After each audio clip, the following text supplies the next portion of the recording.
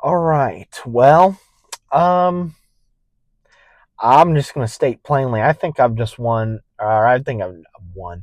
I think I've just seen the movie that's probably going to sweep all of the Oscars this for this year. I don't think I've seen a movie that has been better than this one. Hey guys, what's going on? It's Daniel Strunk from QuickTime Reactions, and this weekend, really big weekend for me. Not only is it wrestling weekend, and I wore my Royal Rumble hat that I got, um, but I was able to get to see Sinners. But not just the fact that I saw Sinners, I got to see it in IMAX 70mm. Of course, this movie is written and directed by Ryan Coogler and sees Michael B. Jordan, Haileesteinfeld, Miles Canton, Jack O'Connell, Delroylindo, Wumi Masaku, amongst a whole host of other people in this movie. And it tells the story of two brothers, Smoke and Stack. They have just gotten back from Chicago in the 1930s, and they're going to open up a juke spot in the Delta, more specifically Mississippi. But as the night goes on, they see that some other entities want in on this, and it is up to them to put a stop to it before daytime hits. Now, I am very fortunate enough, like I said, to be living somewhere that is relatively close to the one of 10, that's right, only 10 locations are showing this in IMAX 70mm. So I find that, very fortunate enough to see that, to see this film in this format. And I love if you do see it in this format, I will say there are some really cool shifts in aspect ratio and I assume that this happens if you go see it in like regular IMAX, or maybe not in a typical theater, but maybe IMAX where the frame expands. I really enjoyed that. Um, but yeah, this movie, when the first trailer was out, I was like, I'm already going to go see it because it's Ryan Coogler and Michael B. Jordan in a movie. How is that not going to be good?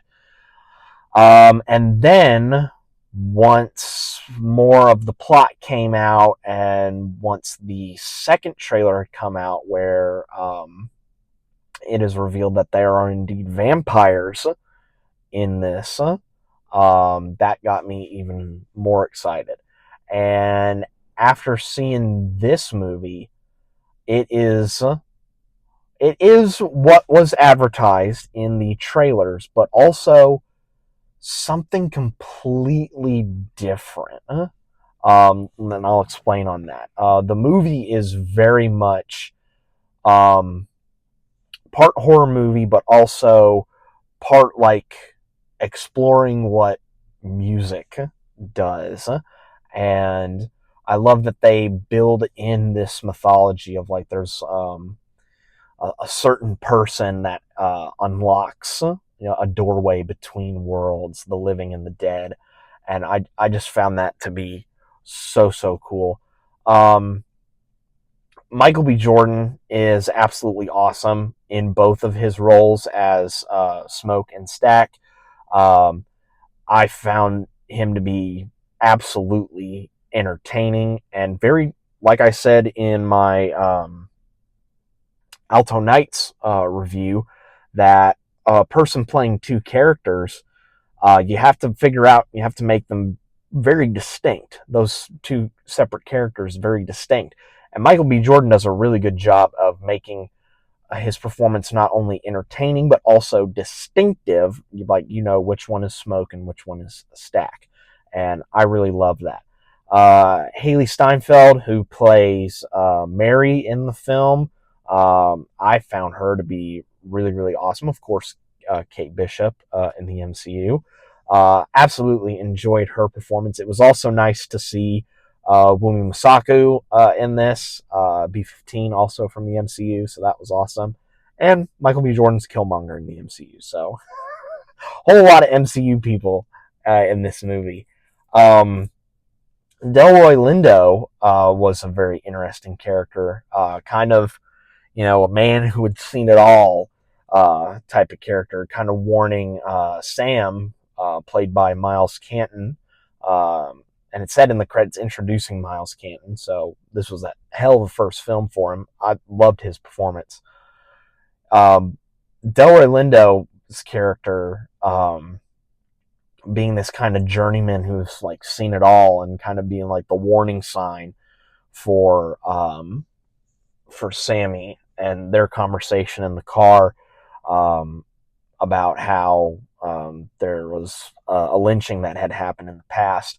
And through that scene, you don't show it, but you hear it. This is a very much sound-based movie. For me, I think the standout sequence of the film is when Sammy is playing his song, and then the screen ratio changes, and you see all these different, not only music styles, but also, I guess different music styles. I was going to say different ethnicities, but I think they're all, black. I think they were all black. I think so. But different styles of music like rock, R&B, hip hop, traditional African music, and it's the camera movement like basically goes around the room, up onto the stage into a back room where there's like gambling, and it's just circling around and all these different characters, and it was really, really awesome. Also, the fight scenes in this were also really, really good, as well. Ludwig Göransson, again, like, the man can do no wrong with music. Like Black Panther, I believe he won an Oscar for Black Panther's music. Oppenheimer won an Oscar for Oppenheimer's music. Tenet, that music, very distinctive. Mandalorian, music, very distinctive. And this one, again, distinctive. If you hear it, you know what movie this is going to be. You can picture what's going on by just hearing the music. It's so good. I think he'll probably get another Oscar win from this music. I guarantee it. Ryan Coogler did such an amazing job, and shout out to his director of photography. I believe it was a female's name, but I can't remember that off the top of my head. Well done shooting this in both. I believe the ratios that he used were 2:7:9 to 1, and of course the IMAX 70mm ratio of 1:4:3 to 1. But yeah, really, really awesome job with the cinematography. A lot of really good shots overlooking like cotton fields, and also really good use of using the wider aspect ratio, like during like music, more action heavy scenes, more dramatic scenes as well. Like really good choice of using the format to highlight special moments. I will say, did not expect that there was going to be post-credit scenes. There is one in the middle of the credits, and then one after the credits. And it's not like the Marvel ones where it's like 30 seconds. Like the second one's probably like a good minute, but that middle one is like another scene, like another 3 to 4 minute scene that they just put in the middle of the credits, and I loved it. Um, this one is an absolute must watch. If you can, watch it in IMAX, and if you're able to, either go see it in IMAX 70mm, or if it is all possible, travel somewhere um, to see it in IMAX 70mm, because it deserves to be seen in that format. But yeah, Sinners is probably going to be everybody's pick for probably movie of the year, and it's currently my front runner to probably win most of the Oscars for next year. So yeah, but that's pretty much it for my review of Sinners, guys. I have a couple more movies that I'm going to be seeing today, so be on the lookout for those reviews later on. But in the meantime, guys, be safe, and I will catch you all later.